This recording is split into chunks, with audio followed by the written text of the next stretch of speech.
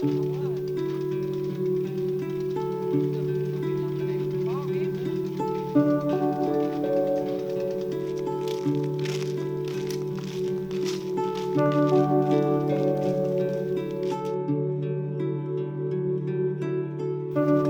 quá.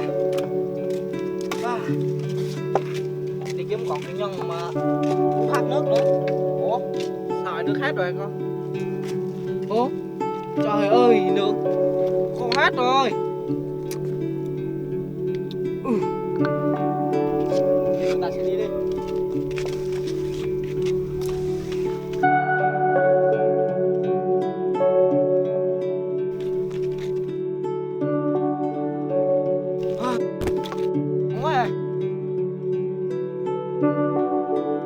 Gì vậy? Wow, chạy không biết hả? Wow, đây anh em chúng ta sẽ đi lên đi. Wow, thật nhiều chạy quá hả? Hay ta bay đi lên đi. Dạ thưa đại ca, em chưa uống sữa. Chưa uống sữa hả? Trời. Thế mẹ đại ca đi đi, lên đi. Thôi được, để đại ca lên cũng được. Nè, cắm ba lô đi. Để đại ca lên. Wow, nhiều chạy quá. Wow.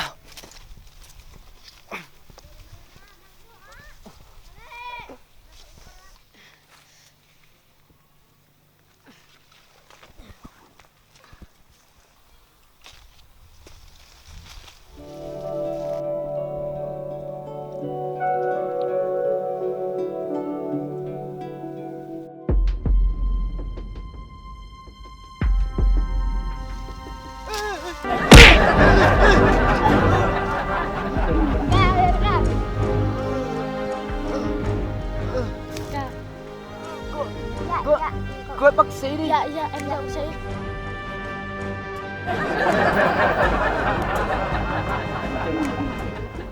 Bác sĩ.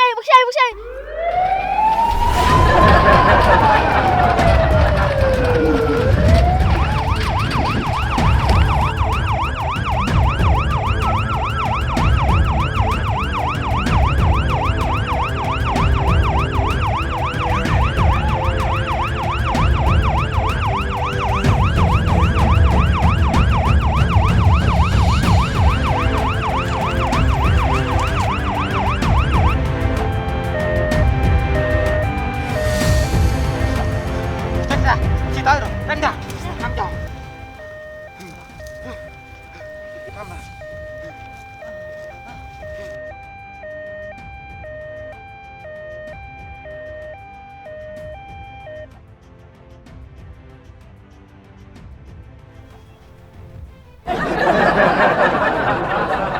Vẫn bị thất tình đúng không?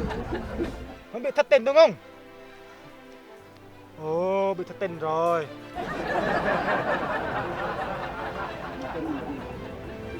Không thở nổi rồi.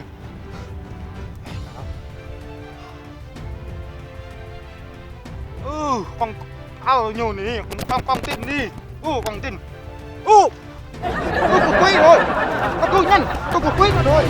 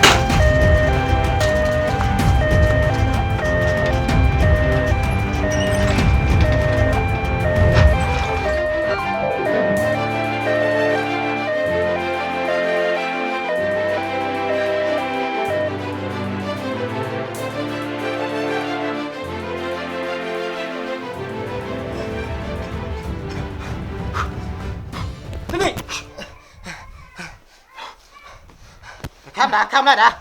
Tin rồi. Ở đâu á? Xôm bà.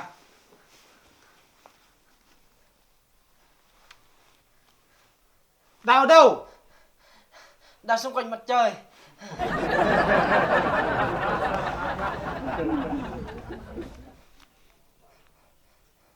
Đau ở đâu? Đau xung quanh mặt trời. Đau xung quanh mặt trời. Thăm lại. Đau xung quanh mặt trời là đau ở đâu vậy?